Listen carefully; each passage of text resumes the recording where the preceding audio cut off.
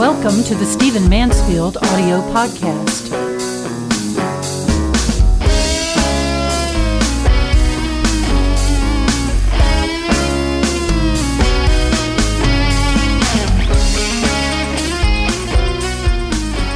Well, I want to add my voice to the cacophony of voices talking about the Reza Aslan, Lauren Green interview this past week. Oh my gosh, I imagine you've seen it.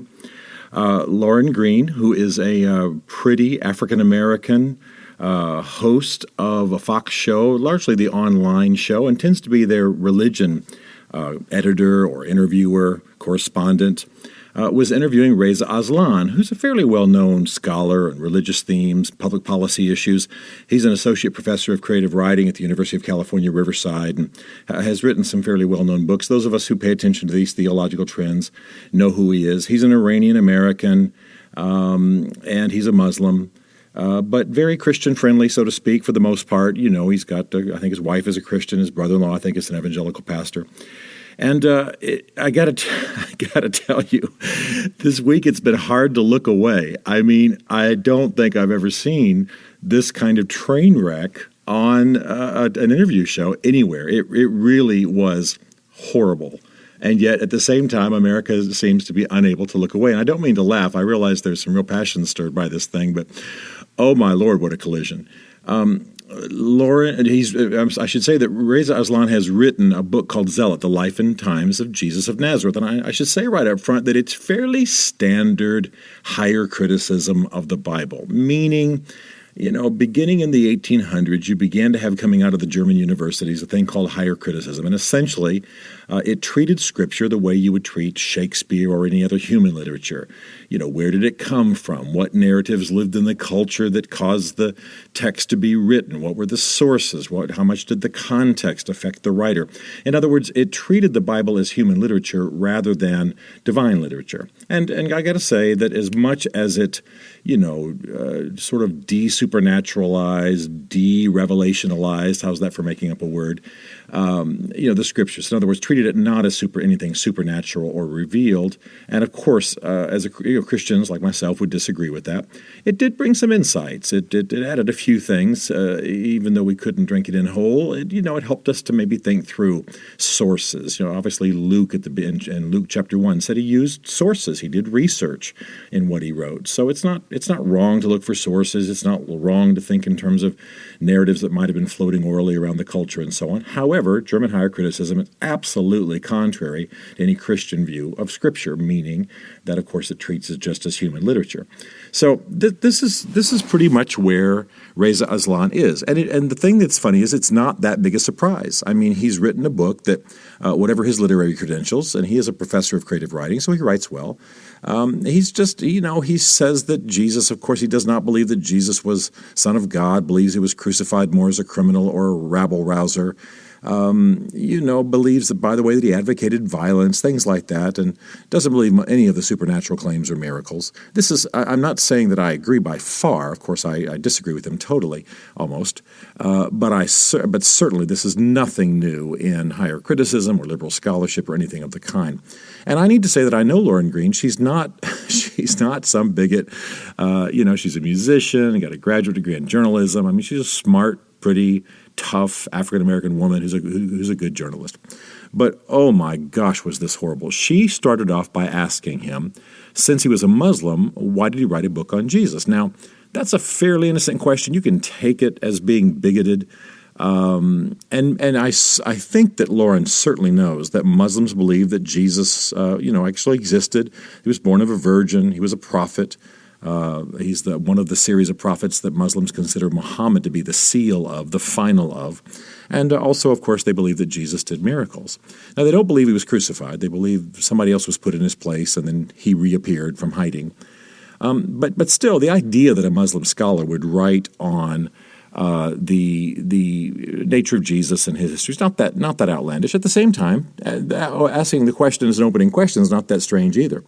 And I have to say, Reza Aslan, really worked himself into a bit of lather, even got himself to the point where he was citing how many degrees he had. And he was, at one point he actually said, I'm actually a quite well-known scholar, I have to just say. I mean, I just have never seen an interview like it, and I've never seen a person go defensive and towards sort of the academic credentialism as quickly as he did. At the same time, I have to say, Lauren stayed on this topic of him being a Muslim rather than just talking to him as a scholar. So the thing was just a train wreck. The thing that struck me the most, and I've been watching the responses, I've been watching just the bricks being thrown back and forth and the spin. It's certainly one of the most retweeted, rewatched little bits of YouTube film or Fox film, circulating around the internet today. What is sad to me is the ignorance.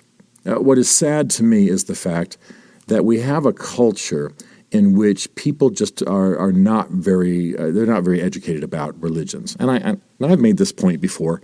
You can go through an advanced degree in America and never take a class in world religions at the lightest level. I mean, in my view, you shouldn't get out of high school without at least having sort of a survey of world religions, so you're conversing on what's going on in the world.